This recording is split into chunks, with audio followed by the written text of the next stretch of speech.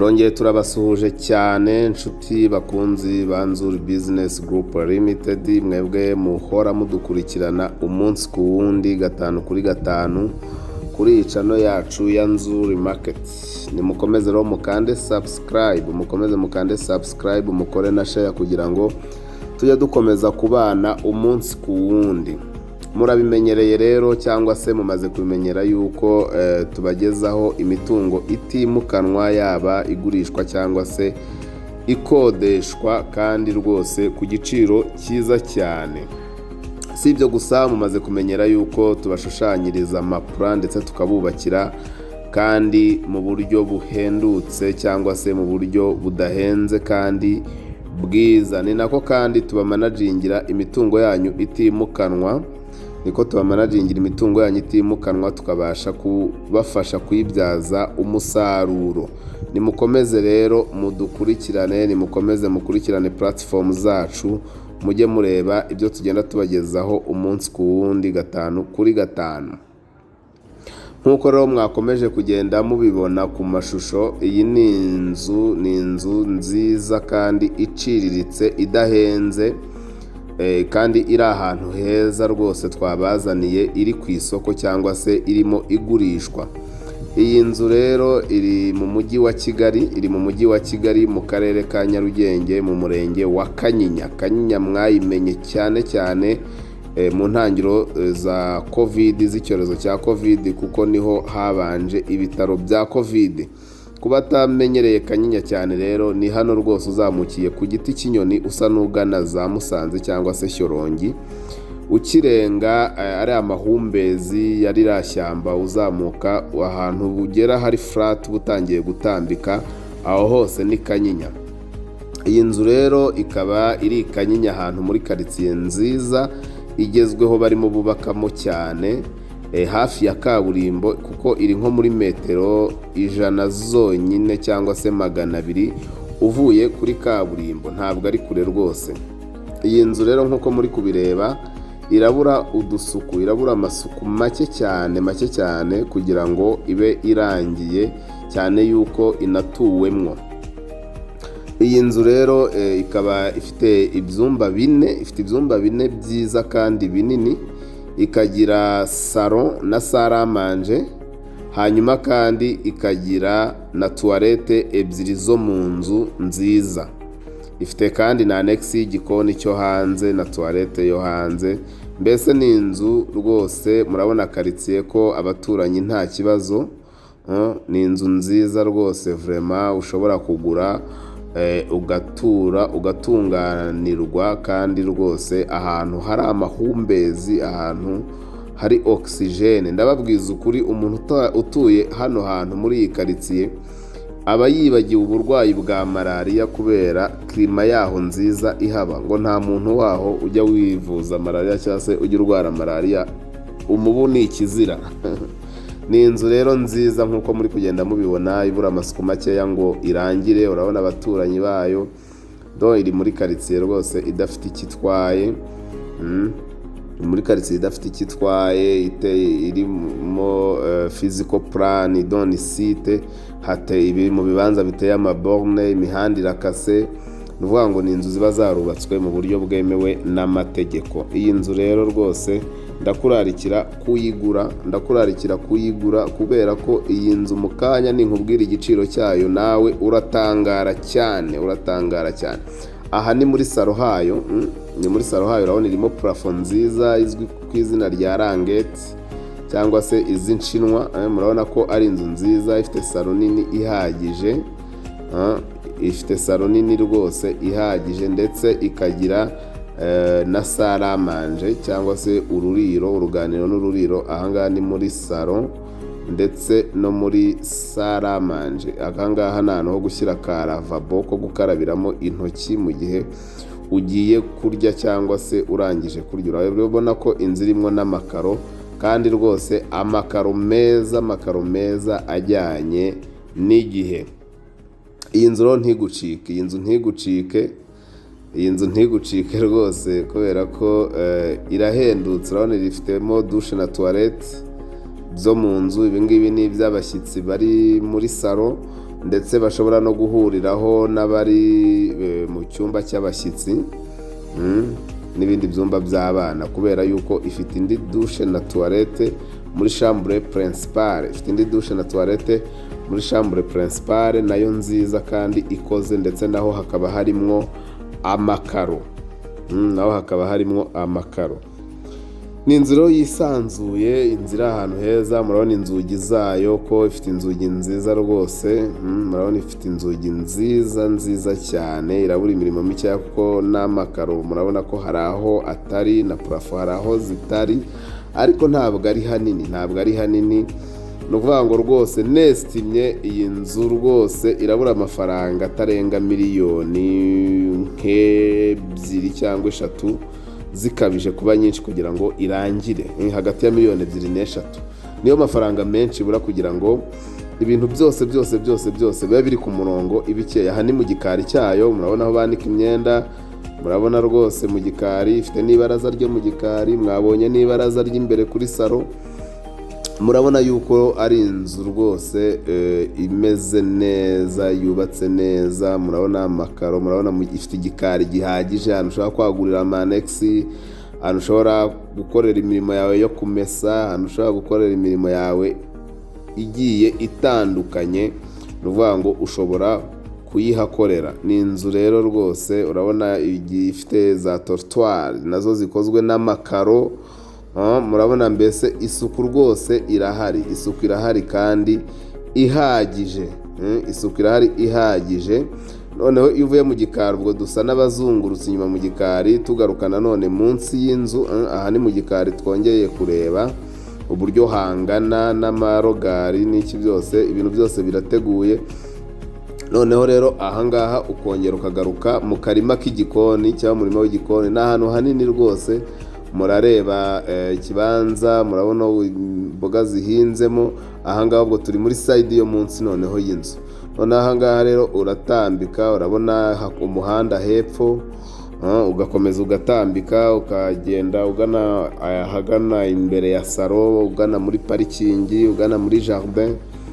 Mbese iyi nzu mu by'ukuri ntabwo navuga ngo irahenze cyangwa se irahendutse, ariko ni inzu nziza vraiment. Murabona amakaro hose arazungurutse, murabona amatunda, murabona clôture partie imwe iranubatse. Mbese ni inzu iri ku giciro cyiza. Wenda hari ntabicishije amatsiko, murabona ahangaha umanuka uva munsi y'inzu ugahita wongera ugatunguka aho wavuga hajya parking, hanyuma ukabona amafondasiyo, maesikariye uvuye ku nzu.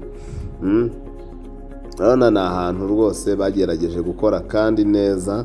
Urabona jaride rwose irahari, umurima w'igikoni, parking ni yose kuzamuka kugera ruguru, hose ni ahantu hateganyirijwe parking. Ni uko wenda imodoka itaratangira kujya ihatahamo. Murabona na fondasiyo mire de stonema, fondasiyo ya clôture murabona nayo irateguye. Fondasiyo ya clôture murabona irateguye rwose kandi irakomeye. No kuza uterekaho amatafari gusa, ushyiraho n'urugi, nta kindi ushobora kugira gute, nta kindi ushobora kongeraho. Murabona ko ari ahantu heza rwose kandi muri quartier nziza kandi hari fresh, ahora hari fresh. Iyi nzu rero ushobora gukomeza ugira amatsiko, aho nahereye mvuga ntababwira igiciro cya iyi nzu. Irahendutse kuko irashaka miliyoni 25 z'amanyarwanda cyangwa se 25,000 by'amadolari, ariko negociable. No kuvuga ni igiciro rwose turagabanya. Wowe icyo ukwiriye gukora ni ukuza ukagera kuri tere, ukabanza ukayisura, wamara kuyishima tukumvikana, kubera ko uzanye amafaranga yawe, kuko nayo turayakeneye. Ukeneye nawe inzu yacu, byanga bikunda twakumvikana, ntabwo wagenda tutaguze. Wowe ngwino usura inzu uyirebe, ariko rwose kuri miliyoni 25 tugire gute, tugukaturire cyangwa se tukugabanyirize. Murabona rwose ni quartier idafite ikitwaye, imeze neza. Mbibutse ko nababwiye yuko ari hafi cyane ya kaburimbo. muri metero zitarenga rwose 200. Mbibutse kandi ko nababwiye yuko ifite ibyumba 4, dushe na toilette 2, salo, salle à manger. Ikaba kandi iri mu kibanza cyujuje mesure bya bibanza nyine bigezweho byo mu masite, kuko iyi nayo ni site, ni za 300 metre kare, ariko rwose inzu ikaba iteretsemo neza nk'uko mubibona. Isagura parking nini, igasagura ndetse n'umwanya wa jardin n'umurima w'igikoni.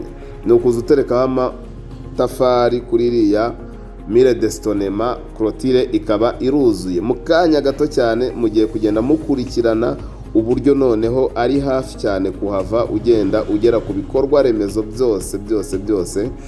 Ngira ngo murareba yuko aha hantu rwose ari ahantu heza cyane. Miliyoni 25 namwe murabizi, ku nzu y'igisenge, ku nzu isa naho irangiye ibura udufaranga duke tutagera no kuri miliyoni 3 kugira ngo ibe irangiye, ntabwo ari amafaranga menshi. Iyi nzu rero quartier yayo hari n'ibikorwa remezo nk'ivuriro. Urabona iri ni ivuriro rwose riri haruguru y'iyo nzu gato cyane. Iri vuriro urabona kwivuza ni hafi. Ivuye kuri iriya nzu ihita uzamuka ugahita ugera kuri iri vuriro. Tuba twabatembereye tukabagendera hose tukahabazengurukira, tukabamenyera ngo hameze gute, naho bawitegeye iriya misozi rwose yazaje ari hari hakurya. Urabona uyu ni umudugudu mwiza bituranye, ukomeje imbere gatoya rwose hari abaturanyi. Urabona ni quartier igenda iturwa umunsi ku wundi.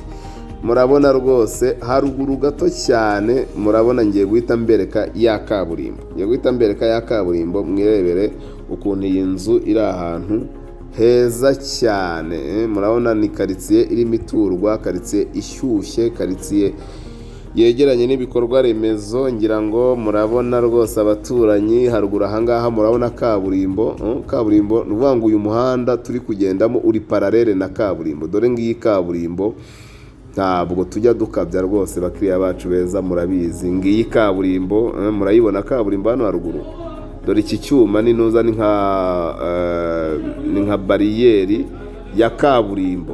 Dore ngiyi kaburimbo, murayibona kaburimbo ngiyi rwose. Murabona harimo haracamwa ibinyabiziga. Murabona iyi ni kaburimbo rwose. Urabona ko iyi nzu iri hafi cyane ya kaburimbo, ni munsi ya kaburimbo gato cyane muri quartier bita Rwakivumu. Ni ahantu heza.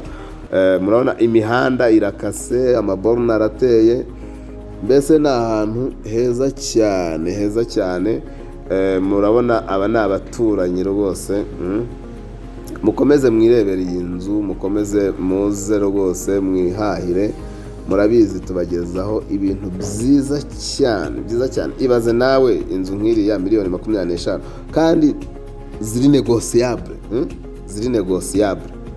Nimukomeze muze rero mutugane iwacu muri Nzuri Business Group Limited. Murabizi ko umukiriya ari umwami. Muntu ufite inzu ushaka kugurisha, ngwino tukugurishirize, utarindiriye za cyamunara, utarindiriye ko ibibazo biba byinshi, utarindiriye yuko inkiko zishyira mu bikorwa bahesha b'inkiko baza.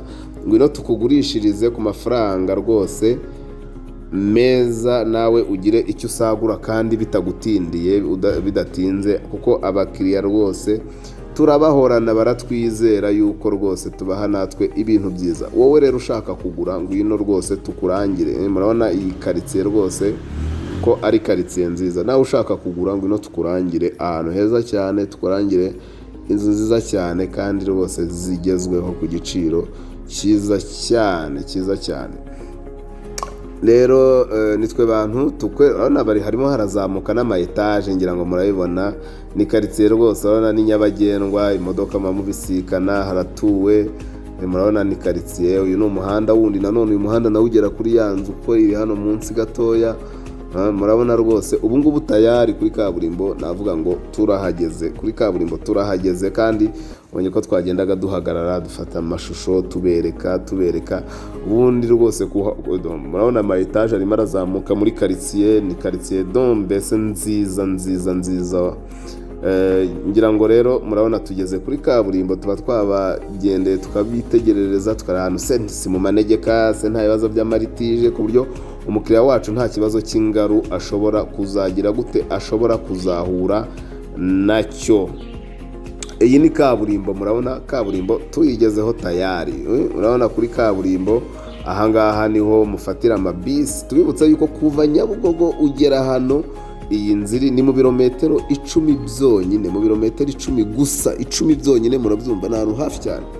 Ni ukuvuga ngo aha rero hakaba hari linye ya bisi kuva Nyabugogo muri gare, ziriya kwasiteri nk'izikora za Kimironko, za Remera, za Kicukiro, kuva muri gare Nyabugogo uhagera ni amafaranga 300 yonyine, ugahita umanuka gato cyane n'amaguru. Niho hantu honyine ushobora gutegesha amafaranga 300, ugahita uva muri bisi ugera ku nzu, bitabaye ngombwa yuko wongera kugira gute, bitabaye ngombwa yuko wongera gufata moto.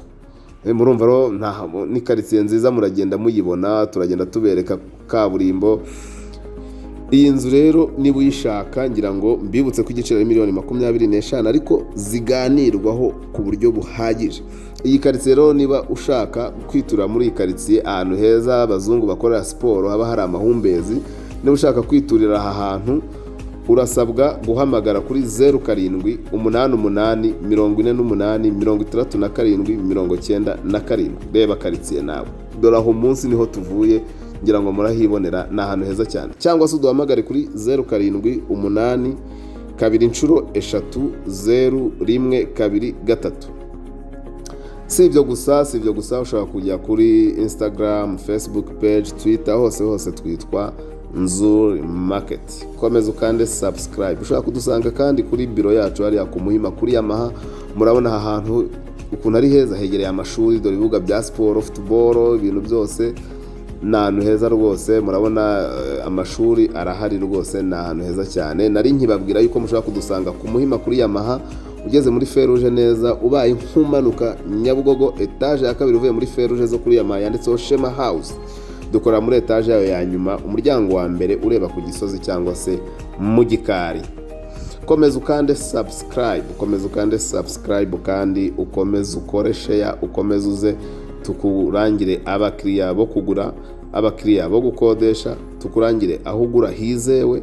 Mbese nyine nitwe company rwose ikora mu buryo bw'umwuga rwose, si ukwitaka. Urabona hari amasitasiyo, hari ama warehouses n'iza stock ushobora no kuhagura. Iyi ni Majerwa, ni ahantu ushatse wanagura utari ngombwa yuko uzahatura, ukaba wanahakodesha kandi hagakodeshwa amafaranga meza cyane. Imbere gato ya hano mugiye kubona bya bitaro bya Covid, ubu ngubu ni ibitaro bisanzwe. Covid murabona turagenda tuyitsinda.